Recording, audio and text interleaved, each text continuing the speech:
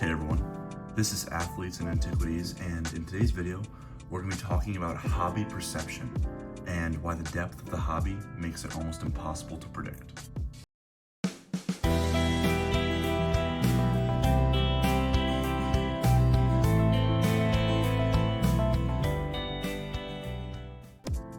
So before I start, I just want to thank you all for the support that I've been getting on this channel. You know, it's a very small channel, but I just make these videos because I love it. So please keep leaving comments about your opinions on what I say, whether it's whether you agree or disagree. I love reading and interacting with all you guys. So just if you have thoughts on what I say, please leave a comment. I love reading them. But back to the topic at hand. Chances are that if you're watching this video, you're very involved in the hobby. You know, like me, you might track trends on eBay as prices rise or fall. You might listen in on other social media platforms to see what other people are talking about. And you, like me, might pour hours into this hobby per week. But still, it seems as though we get blindsided by drastic price moves.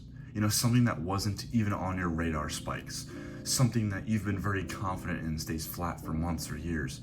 And despite how many hours we put into this hobby, it's hard to even scratch the surface of the depth of collectors. In these spaces, you know, watching videos on hobby markets, or spending time in Discords, or even the Patreons of some of our more popular YouTubers, you know, like Catch 'em All Collectibles, stuff like that. You know, doing these things, it gains us tremendous knowledge, but at the same time, it puts us in an echo chamber of people who are incredibly knowledgeable, but the problem is that we all tend to think and act similarly. You know, when things happen in the market, it sometimes blindsides us, like I was saying, because we overestimate how prominent our circles are in the scheme of this whole hobby. You know, a good example of this I know that it's getting beat to death, and I apologize, are the waifu cards. I know if you're tired of hearing about them, I apologize, but I don't know about you, but basically everyone I know in this space thinks it's insane how much those cards are going for. You know, and we all think these cards are wildly overpriced and are due for a huge correction. But despite basically everybody I know saying this, the market does not care.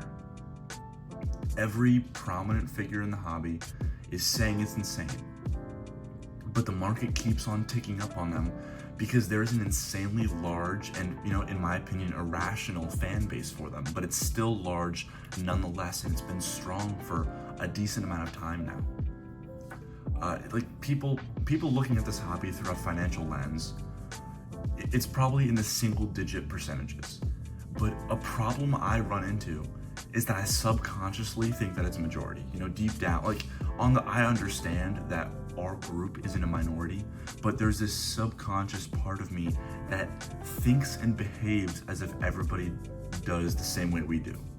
Like it's an irrational thought process, and I understand it's irrational, but I personally do it, and I think a lot of you guys do as well. And this isn't like some like devastating realization, but it is an important thing to think about, because the average person buying cards isn't buying Evolving Skies boxes to sit on. You know, it's a dad buying a card or a pack at a store because his daughter thinks Eevee is cute.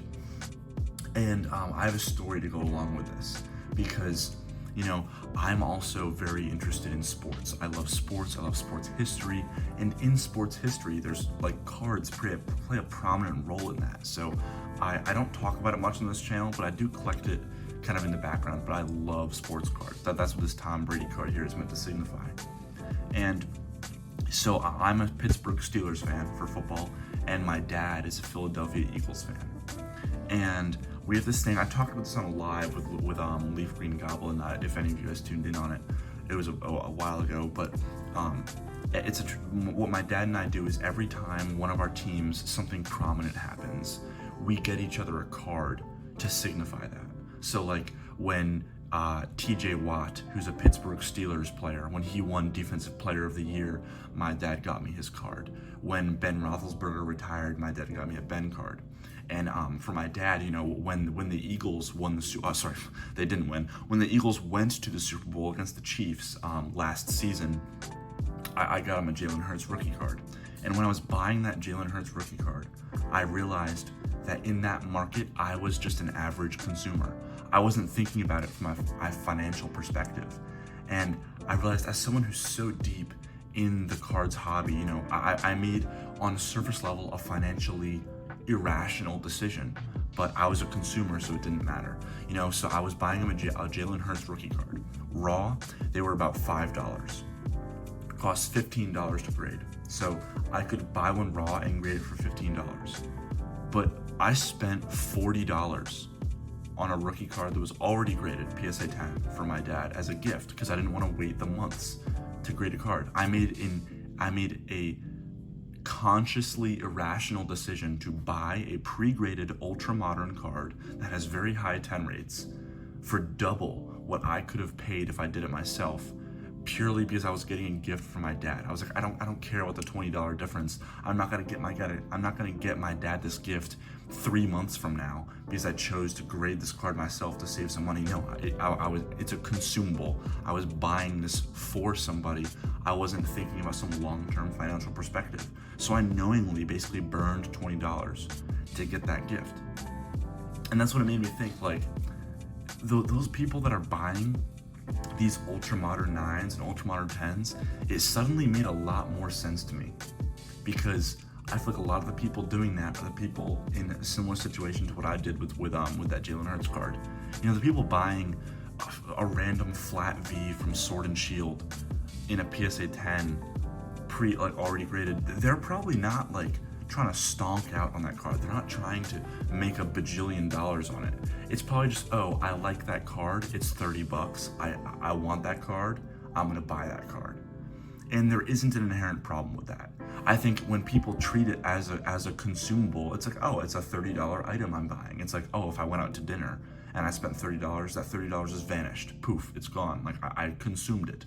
And I think people look at cards like that, many people do, and that's okay.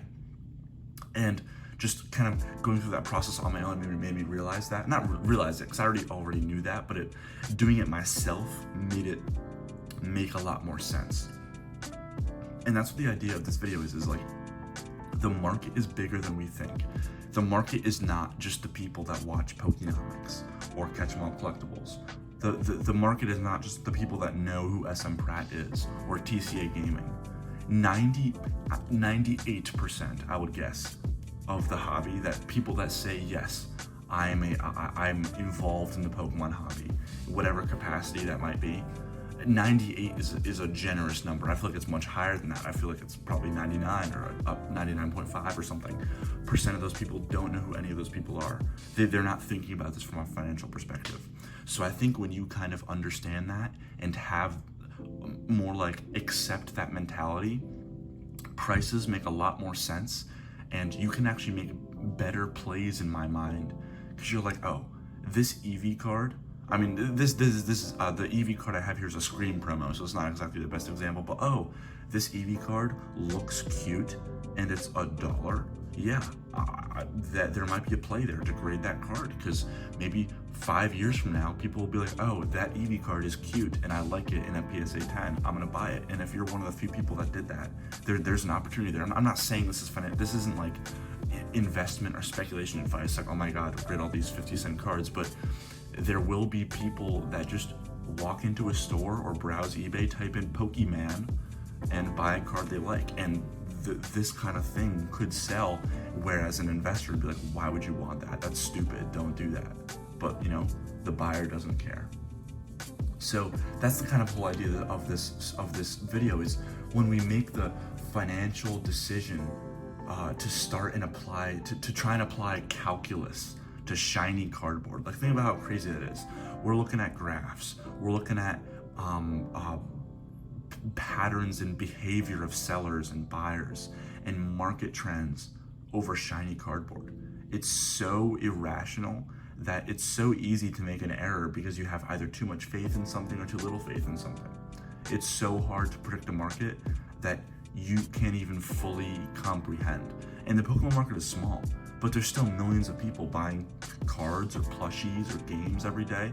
It's so hard to predict what that irrational group of buyers is going to be. It's not going to be the people that are checking the PSA pop reports. I actually asked this in that same live with Leaf Green Goblin. I asked him, and I was like, what % of people that own a PSA card do you think have ever looked at a pop report? And at first that might be kind of a dumb question. You're like, oh, it's so, you just type in the cert number and it tells you.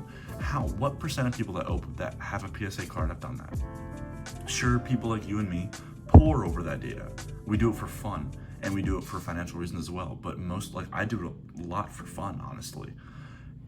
I think a very low percentage of people that actually have a PSA card have even looked up a cert, even know how to look up a cert. Go to psacard.com/cert. I know that, but most people in the hobby probably don't. And that's not to say they're like less in tune or something. They just don't care, and that's fine. Because Adam Leaf Green Goblin, he was saying, like, he was showing off a Charizard card, and he's like, dude, the pop is 5,000, but they sell like hotcakes. No one cares that the pop is 5,000. When they look at it, they just see a cool card, and he was absolutely right. And so I think understanding that mentality can help you understand what are seemingly irrational price movements in this hobby. So like, when people are asking like, oh, what is the market cap of Moonbreon compared to Neolugia? How is the pop of this alt art increased in the last 90 days versus the US income to debt ratio? How will the price of Tesla affect Jungle Eevee? Like, we get so crazy with our theories that we almost lose sight of, oh, that Jirachi from Pokekayun is cute, I want that, and it might go up in value. I'm not saying it will, it might not, but it's like that. I think that mentality almost might do better than trying to pore over analytics that almost make you lose sight of the thing you're even looking at. So like, as fun as it is to examine markets, I love doing it. I examine markets all the time, whether it's the stock market, whether it's a Pokemon card on eBay, whether it's anything. I love examining markets. Sometimes the answer is that the high pop card that's still on store shelves might be worth more than a mid-era holo with 1% of the population, because people are irrational, and this is an irrational market.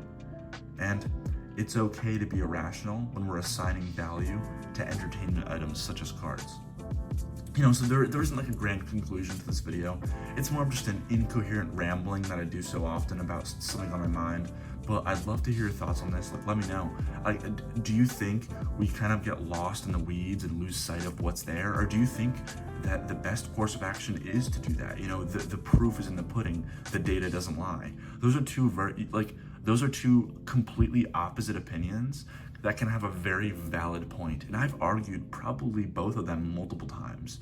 In some videos, I take a deep dive on pop reports, and I say, this one has less pop, it's older, it's rarer, it's more condition sensitive, and it's cheaper. That doesn't make sense. But in other videos, I've said, oh, this card is cool, I like it, I think it's gonna do well. And those are opposite, but sometimes you need a little bit of both. So let me know what you think about that. What are your thoughts? Do you agree? Do you disagree? I'd love to hear your opinions. Let me know in the comments. And like I said before, thank you guys for your support. I love making these videos. It's fun. And I just love hearing what you guys say about things. So yeah.